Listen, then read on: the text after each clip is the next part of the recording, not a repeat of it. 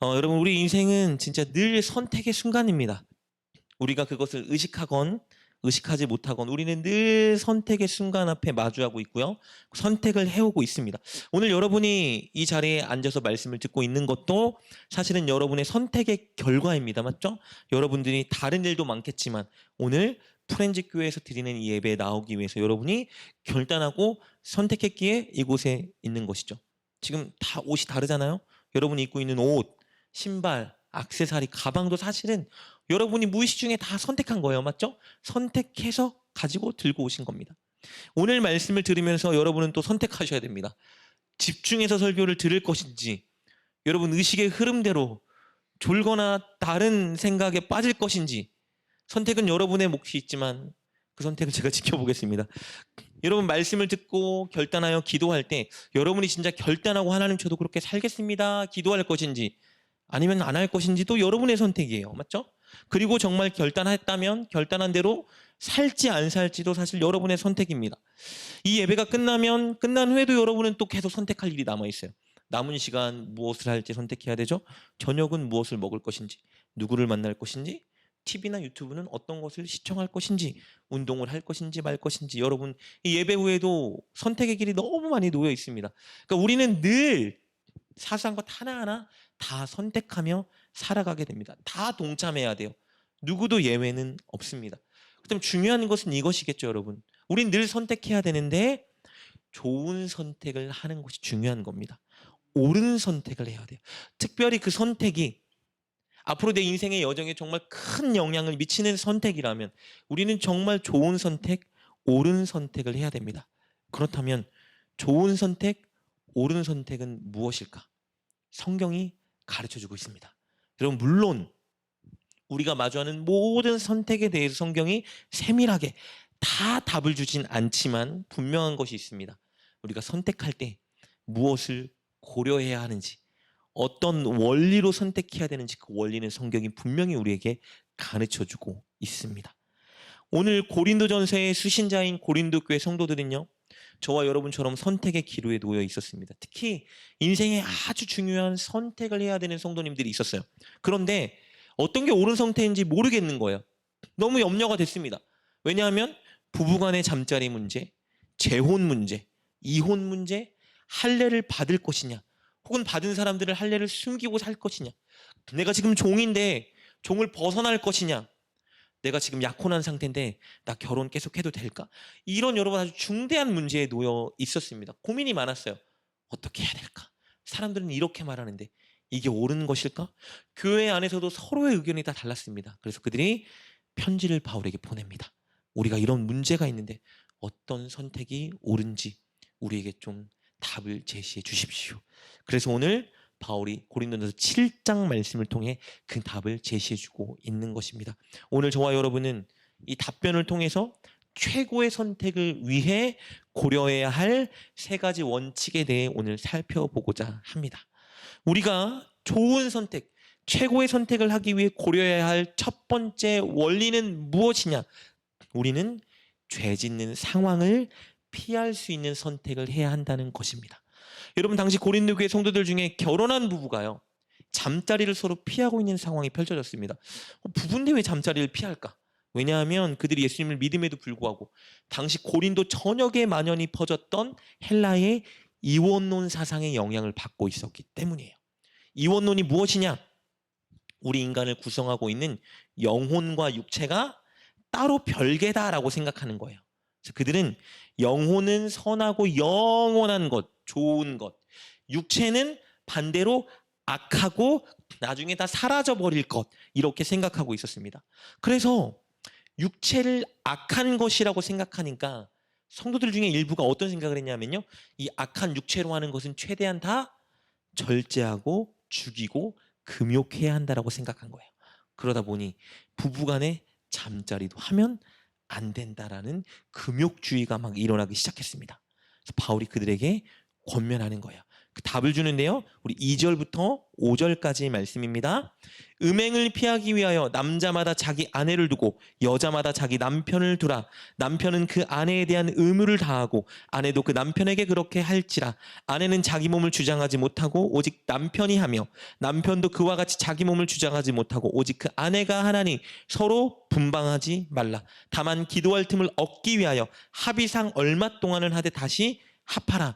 이는 너희가 절제 못함으로 말미암아 사탄이 너희를 시험하지 못하게 하려 함이라. 자, 바울이 뭐라고 말하죠? 2절을 보니까 남자마다 자기 아내를 두고 여자마다 자기 남편을 두라. 지금 결혼한 상태인데 남자마다 아내를 둔단 말이 무슨 말일까요? 잠자리를 가지란 말이에요. 3절의 권면 볼까요? 남편은 아내에 대한 의무를 다하고 아내도 남편에 대한 의무를 다하라. 권면합니다. 무슨 말이에요? 금욕하지 말고 너희는 하나님이 맺어주신 짝이니 배우자니 서로 잠자리와 관계를 맺으라 라고 말합니다. 그런데 2절과 5절을 보면 왜 그렇게 해야 되는지 바울이 이유를 제시합니다. 2절입니다. 음행을 피하기 위하여. 5절 볼까요? 너희가 절제 못함으로 말미암아 사탄이 너희를 시험하지 못하게 하려 함이라. 여러분 당시에 이혼론 사상에 빠져서 부부간의 금욕주의에 빠진 사람들이 있다고 그랬잖아요. 이들이요 잠자리 가지면 안 돼. 우리 육체로 하는 일은 다 악한 거야.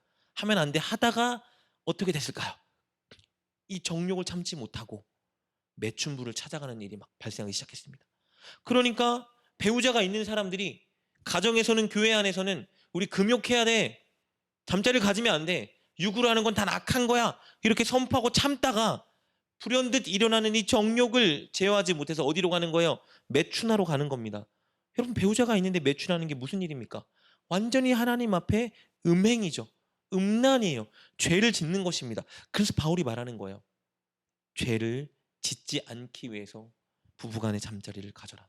죄를 미연에 방지할 수 있는 선택을 하라 그들이 권면하고 있는 것입니다. 한 가지 더 권면을 볼까요? 이번에는 배우자와 사별한 사람 성도 중에 재혼을 생각하고 있는 사람들이 있었어요.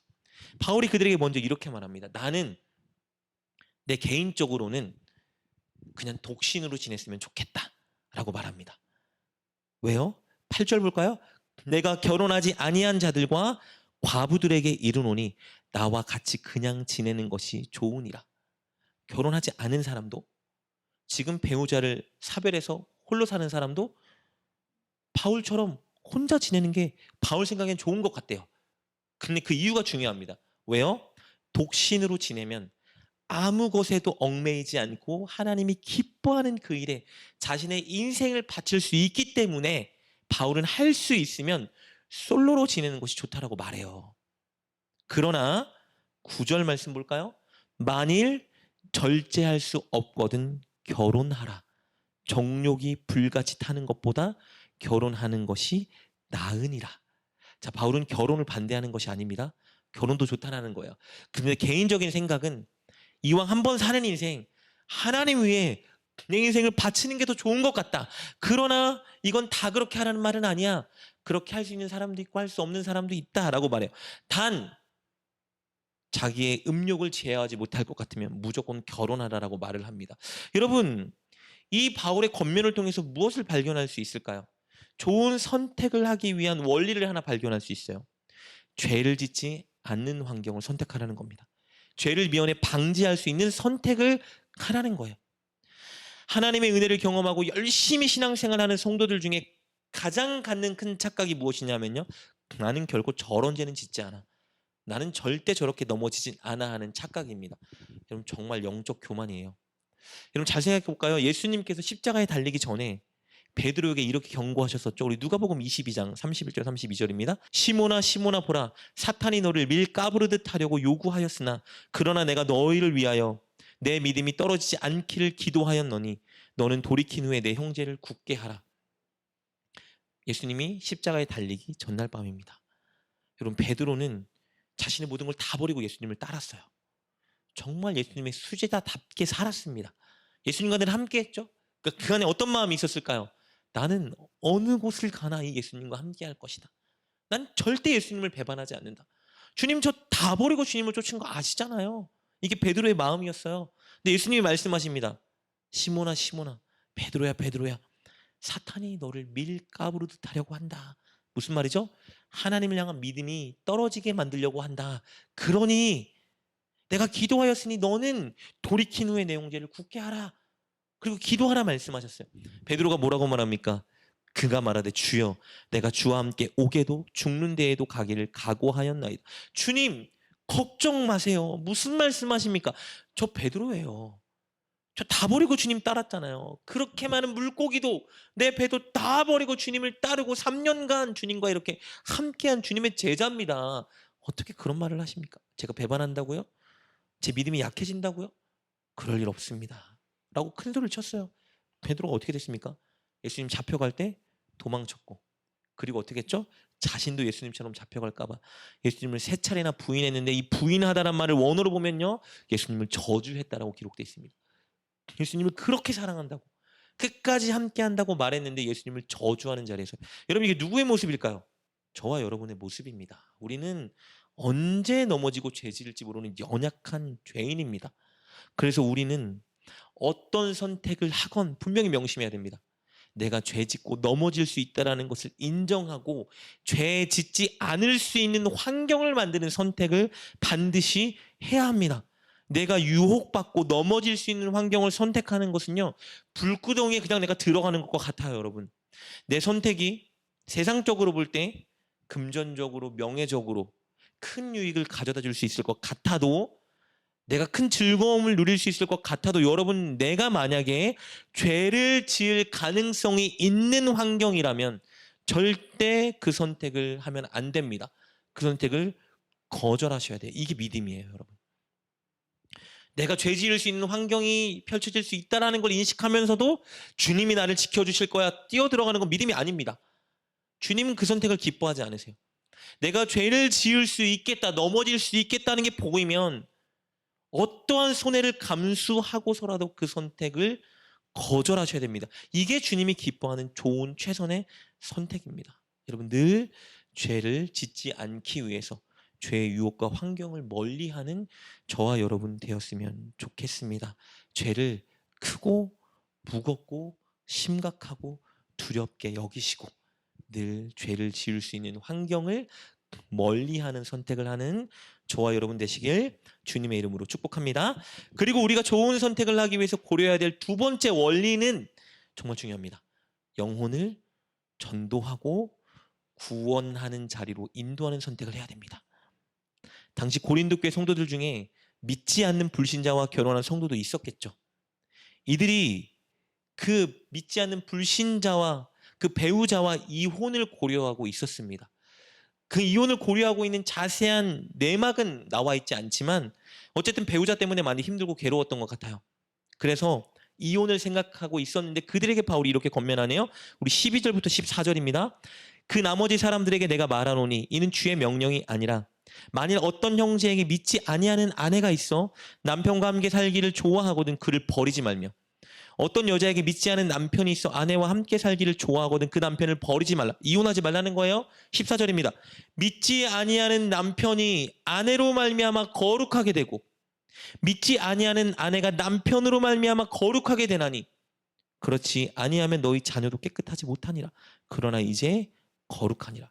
16절도 마찬가지입니다. 아내된 자여 내가 남편을 구원하는지 어찌할 수 있으며 남편 된 자여 내가 내 아내를 구원하는지 어찌 알 수 있으리요. 바울은 어떤 상황에서도 무조건 이혼은 안 돼 이렇게 말하는 건 아니에요. 이혼할 수 있는 상황도 그는 이해합니다.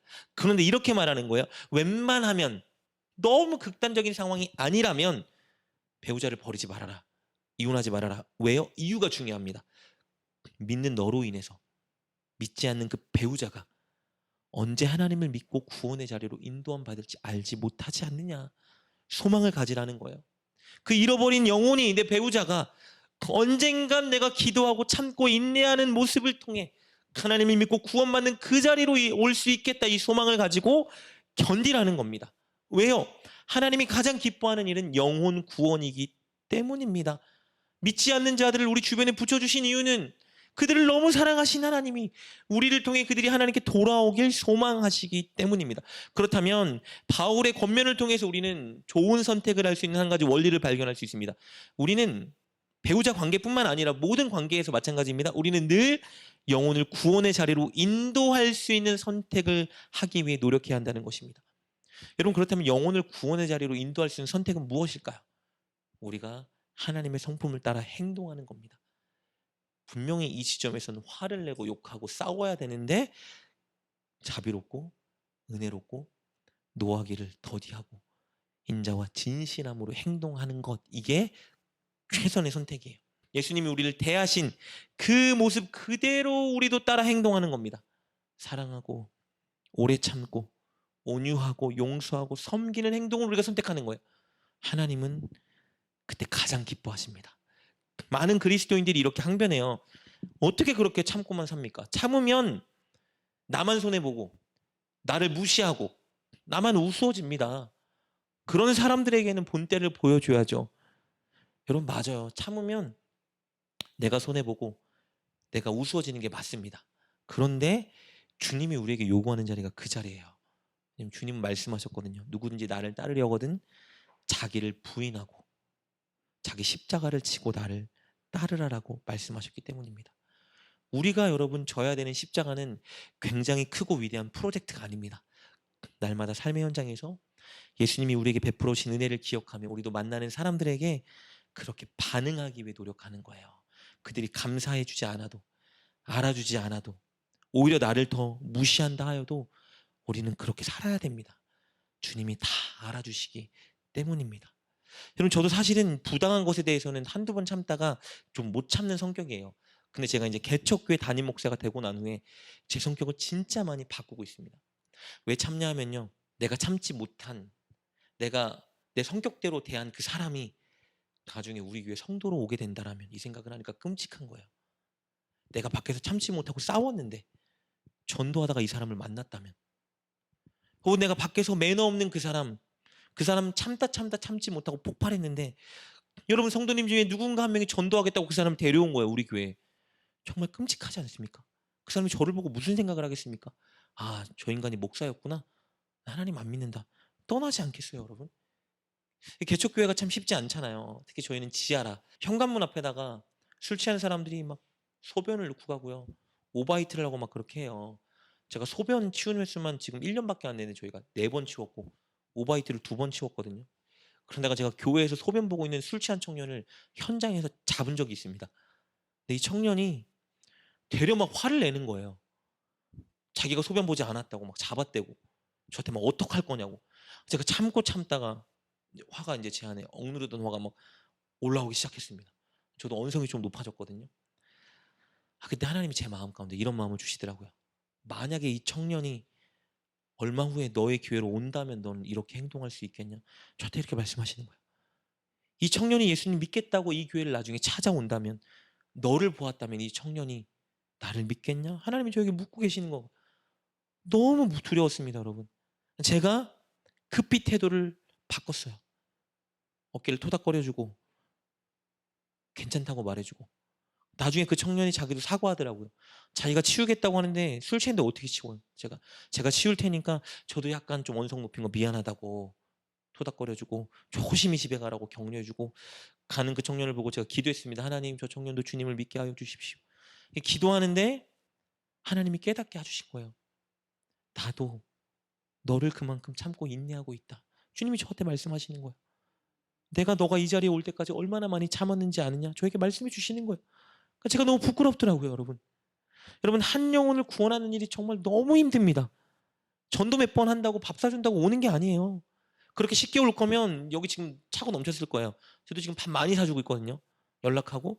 쉽게 오지 않습니다. 인내하고 참아주고 나눠주고 섬기고 기도하고 또 기도하고 또 속아주고 이래야 간신히 올까 말까예요. 그런데 그 한 영혼을 여러분 구원할 수 있다면 왜 못 참습니까? 왜 못 기다립니까? 왜 우리가 손해를 못 봅니까?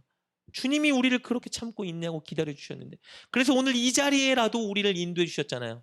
주님이 참아 주셔서 우리도 그렇게 해야 되는 겁니다, 여러분.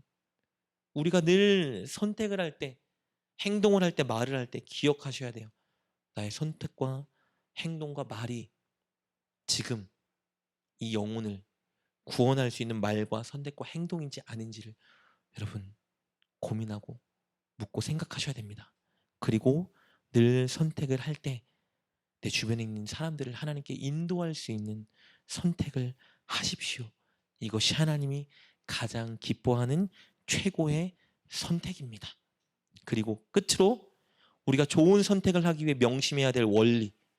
세 번째, 우리는 늘 부르신 그곳에서 하나님이 기뻐하는 선택을 해야 합니다. 하나님께서 기뻐하는 선택이 뭐죠? 하나님 말씀에 순종하는 것입니다. 당시 고린도 교회 성도들 중에 할례 받은 자가 할례 받은 것을 숨기려 하는 사람이 있었어요. 반대로 할례 받지 않은 사람이 할례를 받으려고 하는 사람이 있었습니다.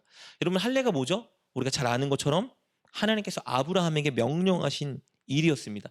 하나님의 백성, 하나님의 자녀라는 표식으로 모든 남자는 태어난 지 8일째 되는 날 할례를 받아야 됐어요. 쉬운 말로 하면 오늘날 남자 포경수술과 같은 거예요. 8일 동안 받기 했는데 이걸 왜 받아요? 남자가 소변을 볼 때마다 늘 기억하는 거예요. 나는 하나님의 것이지. 난 하나님의 자녀지. 우리는 하나님의 백성이야를 기억하게 만들려고 하나님이 표식을 요구하셨습니다. 그래서 이스라엘에서 태어난 모든 유대인 출신들은 다 태어나면 8일 만에 할례를 행했습니다. 그런데 예수님이 부활하시고 성령을 보내주신 이후에는 할례가 필요가 없어졌어요. 왜냐하면 하나님의 백성의 표시는 이제 할례가 아니에요. 성령을 받은 것이 하나님 백성의 표시입니다. 여러분, 성령을 받으셨는지 모르겠어요. 교회만 온다고 하나님의 백성이 아닙니다. 내가 진짜 성령을 받아야 하나님의 백성인 거예요. 그래서 이방인들에게 할례를 요구하지 않았습니다. 할례 안 받아도 돼. 예수님을 믿는 믿음만 있다면 우리는 하나님의 자녀요 백성인 것이야. 그러나 이스라엘형을 통해 유대인들은 예수님을 믿지만 여전히 할례를 행했습니다. 왜요? 그들의 정통성이라 생각했기 때문이에요. 고린도 지역에 살고 있던 성도들 중에 여러분 유대인 혈통도 있었겠죠? 그들도 할례를 받은 사람들이에요. 그런데 이들이 갑자기 할례를 숨기고 싶었어요. 왜 숨기고 싶었을까요? 당시에 고린도 지역에 반유대인 정책이 일어났기 때문입니다. 그래서 당시에 많은 고린도 사회인들이 유대인들, 할례를 받은 그 사람들과는 사업을 하고 싶지 않은 거예요. 그럼 어떻게 되죠? 할례를 받은 자들은 할례를 받았다는 이유 때문에 사업상 어려움을 겪겠죠? 경제적인 손해를 볼 수밖에 없습니다. 그러니까 할례 받은 사람들이 어떻게 하는 거예요? 할례 받은 걸 숨기려고 하는 거예요. 뭐 때문에? 내 사업의 번창과 출세를 위해서 나 할례를 숨기겠다. 심지어 여러분 당시에도 외과 수술이 있었다고 합니다. 할례 받은 걸 다시 안 받은 것처럼 만드는. 그런 자들에게 바울이 이렇게 권면하네요. 너희들 무할례자가 되지 말아라. 무슨 말이에요? 수술받지 말아라. 18절 말씀입니다. 할례자로서 부르심을 받은 자가 있느냐? 무할례자가 되지 말며. 무할례자로 부르심 받은 자가 있느냐? 할례를 받지 말라. 반대로 이방인 그리스도인들 중에 할례를 안 받고 예수님을 믿은 성도들 중에 갑자기 할례를 받으려고 하는 사람들이 늘어났습니다. 이들은 왜 할례 받으려고 했을까요? 할례를 받은 유대인들이 이방인 그리스도인들에게 말한 거예요. 너희들 할례 받아야 돼. 물론 예수님 믿으면 구원받지. 그런데 할례가 어디 있던 거야? 창세기 하나님께서 아브라함에게 하신 명령이야. 야, 할례는 그냥 하는 게 아니고 우리 하나님 자녀예요. 표식이다. 너네 할례 받지 않잖아? 정통성이 없는 그리스도인이야. 그러니까 할례 받아. 이 말에 혹해서 할례를 받으려는 사람들이 있었습니다.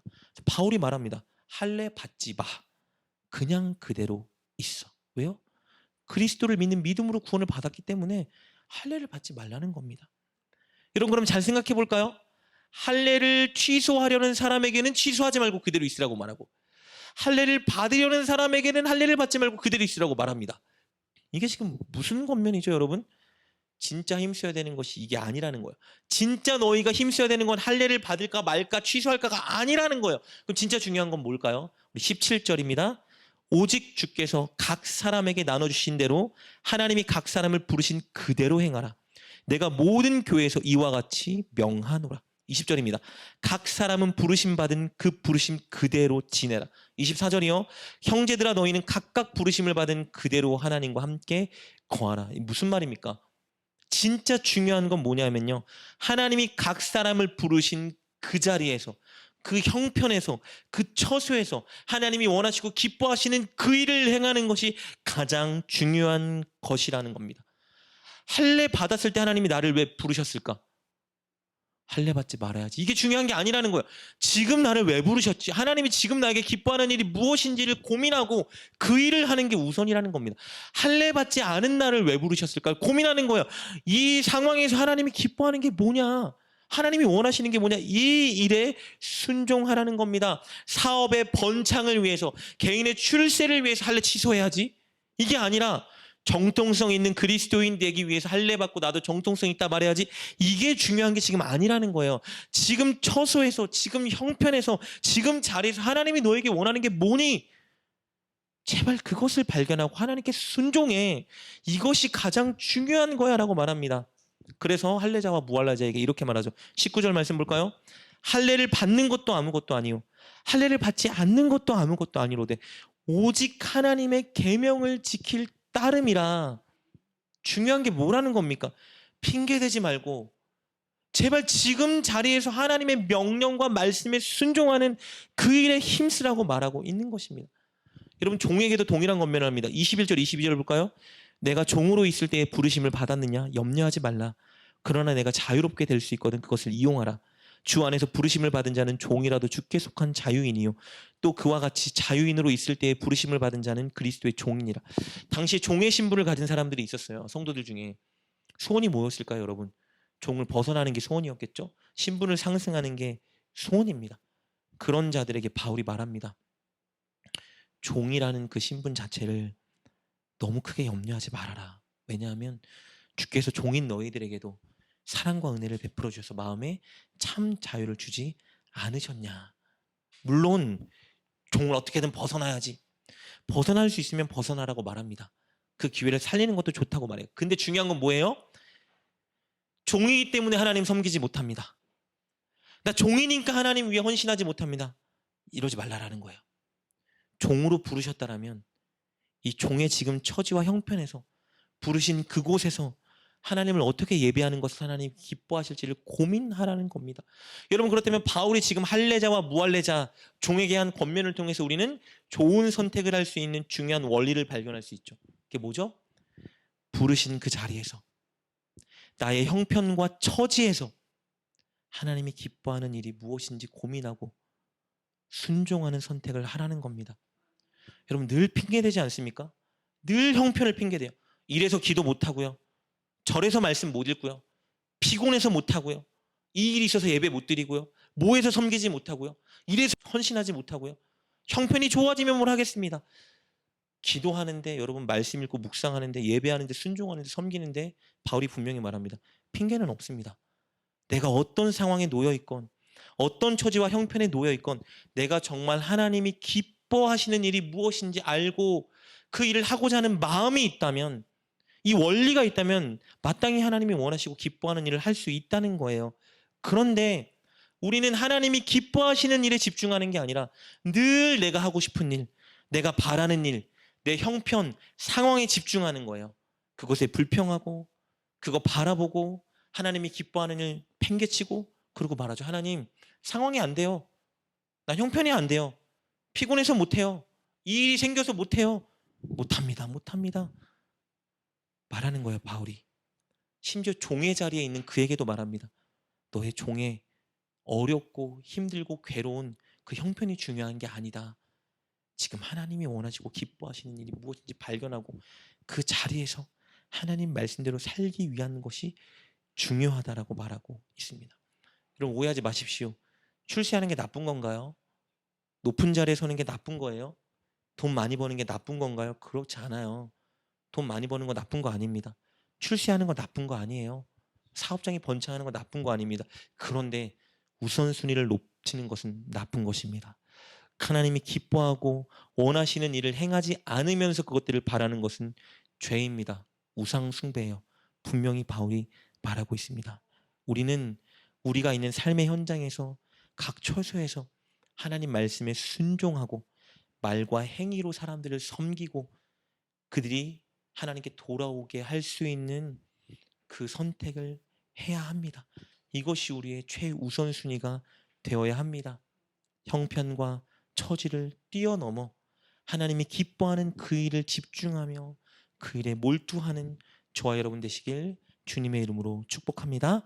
오늘 본문을 통해서 우리는 이렇게 좋은 선택을 하기 위해 고려해야 될 세 가지 원칙을 살펴보았습니다. 첫째, 좋은 선택을 위해서 죄의 자리와 환경을 피할 수 있는 선택을 해야 됩니다. 아무리 많은 돈을, 아무리 많은 것을 누릴 수 있어도 그 환경이 주님과 멀어질 수 있다면 그 자리를 피하는 선택을 해야 됩니다. 이것이 가장 좋은 선택입니다. 둘째, 좋은 선택을 위해서 영혼을 전도하고 구원의 길로 인도할 수 있는 선택을 해야 합니다. 내 자존심이 상하고 내가 손해본다 하여도 그 선택을 할 때 하나님은 기뻐하십니다. 셋째, 좋은 선택을 위해서 지금 부르신 그곳에서, 그 형편에서, 그 처지에서 하나님을 기쁘게 하는 순종의 길을 선택해야 합니다. 그런데 문제는 무엇이죠, 여러분? 우리가 아는데 들어도 이렇게 선택을 안 한다는 것이 우리의 문제입니다. 우린 연약하기 때문에 이렇게 선택하고 이렇게 살아가지 못합니다. 이렇게 선택하지 않기를 선택하죠. 이런 말씀을 이렇게 듣지만 돌아가면 이렇게 선택하지 않기를 선택하잖아요. 그러면 어떻게 이런 선택을 할 수 있죠? 유일한 방법이 한 가지 있습니다. 여러분이 이 선택을 하시면 여러분이 이렇게 살아갈 수 있어요. 유일한 방법은 뭐냐면요, 날마다 하루의 시작을 말씀과 기도로 하는 것입니다. 이거밖에 없습니다. 여러분, 흔히 하루에 3끼를 먹는다고 가정할 때 요즘엔 2끼 먹죠. 아침 안 드시는 분이 있으니까. 가장 중요한 식사가 어떤 식사냐면요, 하루에 처음으로 먹는 첫 끼 식사래요. 왜냐하면 자고 일어난 후에 공복에 무엇을 먹는 것이 가장 중요하기 때문입니다. 당이 높은 음식을 먹으면 혈당이 바로 급히 올라가기 때문에 몸이 굉장히 망가진다고 해요. 그래서 간헐적 단식을 해도 밥을 먹을 때, 첫 끼를 먹을 때는 당류나 탄수화물을 먼저 먹으면 안 된다고 합니다. 야채나 단백질을 먼저 씻고 생기고 난 이후에 탄수화물과 당류를 먹어야 된대요. 그래서 하루의 첫 끼를 무엇으로 먹느냐에 따라 우리의 건강은 좌우됩니다. 마찬가지예요, 여러분. 우리의 영적인 생활에 있어서 가장 중요한 것은요, 하루에 일어나 무엇을 보고 무엇을 듣느냐입니다. 우리 하루 영적인 건강을 좌우하는 것은요, 우리가 눈을 뜨고 보고 듣는 것입니다. 우리가 살아가는 세상은요, 죄악된 세상입니다. 늘 세상의 가치관에 물들어 있는 세상입니다. 우리가 만나는 모든 사람들은 어떤 사람들이에요? 세상의 가치관에 빠져 있는 사람들이에요.